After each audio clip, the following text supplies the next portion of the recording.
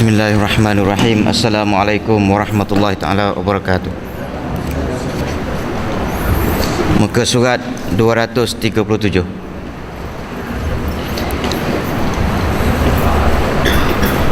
Seorang hakim berkata, orang hasad telah menentang Allah dengan 5 hal. Orang yang ada perangai sifat dengki ini, dia menentang Allah Ta'ala ni dalam keadaan ataupun dengan 5 hal, di 5 keadaan.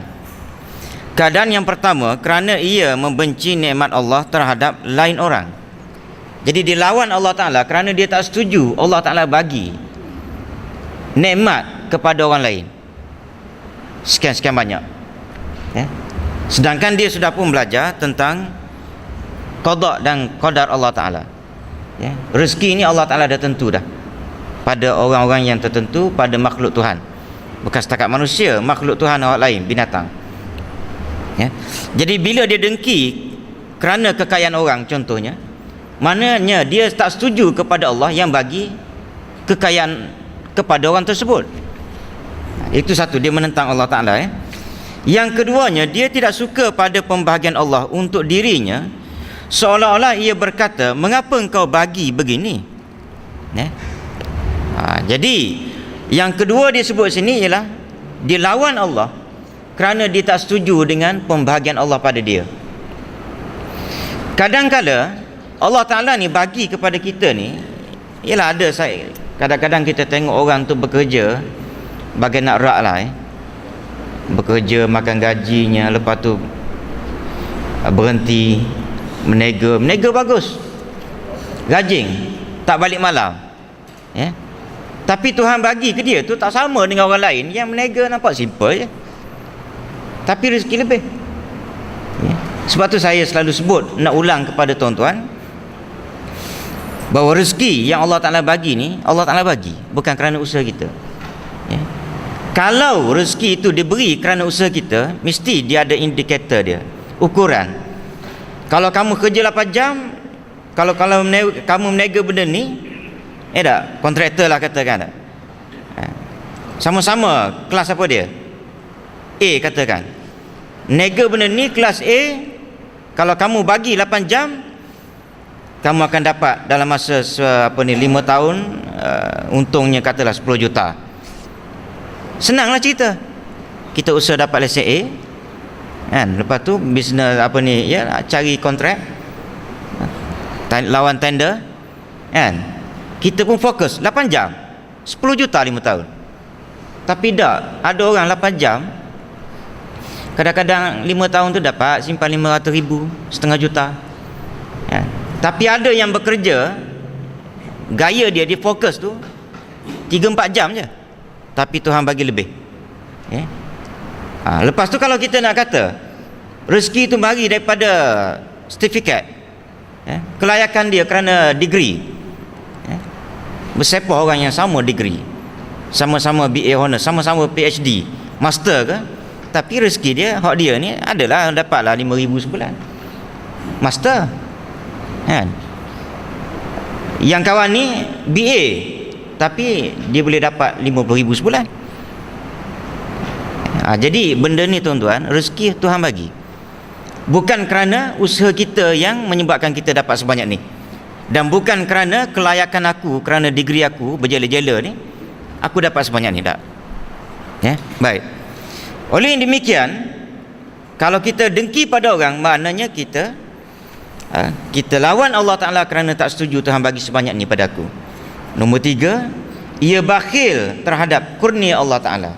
Sebab orang yang dengki ni biasanya dia mari sifat bakhil dengan orang. 4, dia menghina waliullah sebab dia telah tercabut nikmat Allah yang telah diberikan kepadanya. Wali Allah Ta'ala ni maknanya kita sebut sini orang-orang yang buat kerja agama. Nombor 5, dia membantu kepada iblis.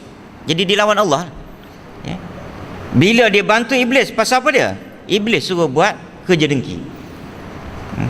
Maknanya bila dia dengki pada orang, maknanya dia bantu iblis. Bila dia bantu iblis, Tuhan kata jangan bantu. fattakhidhuhu aduwa. Iblis kamu jadikan dia sebagai musuh. Dalam Al-Quran kata, ya. Orang yang hasad tidak memperolehi apa-apa dalam pergaulan kecuali hina dan kerendahan, ya. Sedangkan dari malaikat tidak mendapat apa-apa kecuali laknat, ya. Orang yang dengki ni, ya tak, pada pandangan kita ni, kawan-kawan dia ke apa benda, kalau kita tahulah dia ni ada perangai dengki dan dia tunjuk, ya, maka kita tuan-tuan akan hina dia, pandang hina dia.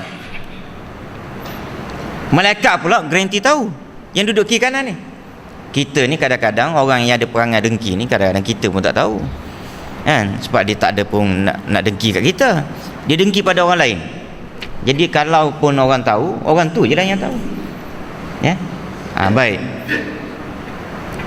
Tapi malaikat ini dia memang tahu, ya? Dia duduk kiri kanan kita. Siapa yang ada perangai dengki, maka dia dapat bahagian daripada malaikatnya ialah laknat. Malaikat akan laknat orang yang dengki, orang yang ada sifat dengki. Kutukan dan kebencian, dan jika bersendirian ia hanya berasa risau. Orang yang dengki ni, salah satu daripada dia punya keadaan diri dia ialah dia berada dalam keadaan kerisauan, ya, kerisauan. Dia duk mikir macam mana, ialah maknanya macam yang disebut dalam satu kitab yang saya baca tu, dalam hati orang yang dengki ini bagaikan ada ulat, ya. Dia tak senang, macam geli orang panggil, bukan geli sedap tak, geli menyusahkan hati, ya. Duk mikir, duk sakit hati kepada orang, ya. Duk mikir pula cara lagu mana aku nak jatuhkan dia, ya. Jika dalam keadaan nazak, hanya akan melaluinya dengan kepayahan dan ketakutan, bahkan di hari kiamat akan mendapat malu dan seksa. Kemudian dalam neraka adalah tempat kembalinya. Wallahu a'lam. Bismillahirrahmanirrahim. Alhamdulillahirabbil alamin. Wassalatu wassalamu ala asyrafil anbiya.